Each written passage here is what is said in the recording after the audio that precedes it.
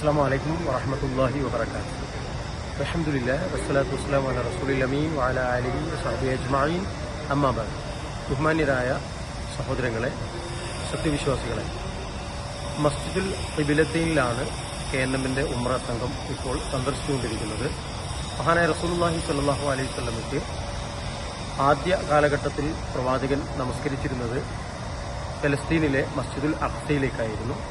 പിന്നീട് പ്രവാചകൻ സല്ലല്ലാഹു അലൈഹി വസല്ലമ അള്ളാഹുവിന്റെ നിർദ്ദേശപ്രകാരം മക്കയിലെ കഅബയിലേക്ക് തിരിഞ്ഞു നിന്ന് നമസ്കരിച്ച ഒരു നമസ്കാരത്തിൽ രണ്ട് ഖിബലക്ക് നേരെ തിരിഞ്ഞുകൊണ്ട് നമസ്കരിച്ച പള്ളിയിലാണ്, മസ്ജിദിലാണ് നമ്മളുള്ളത്.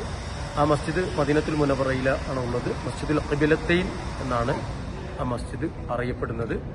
അതിനുശേഷം റസൂലുള്ളാഹി സ്വല്ലല്ലാഹു അലൈഹി വസല്ലമ നിരന്തരമായി സ്ഥിരമായി ഖിബലയായി നമസ്കരിച്ചിരുന്നത് മക്കയിലെ കഅബക്ക് നേരെയായിരുന്നു. അല്ലാഹു സുബ്ഹാനഹു വ തആല ഇവിടെ സന്ദർശിക്കാൻ നമ്മുടെ ഹാജിമാർക്കൊക്കെ തൗഫീക്ക് നൽകി അല്ലാഹു ഇവിടെ നിന്നും മറ്റു സ്ഥലങ്ങളിൽ നിന്നൊക്കെ ചെയ്യുന്ന ഇബാദത്തുകൾ സ്വീകരിക്കുമാറാകട്ടെ. അസ്സലാമു അലൈക്കും വറഹ്മത്തുള്ളാഹി വബറകാതുഹു.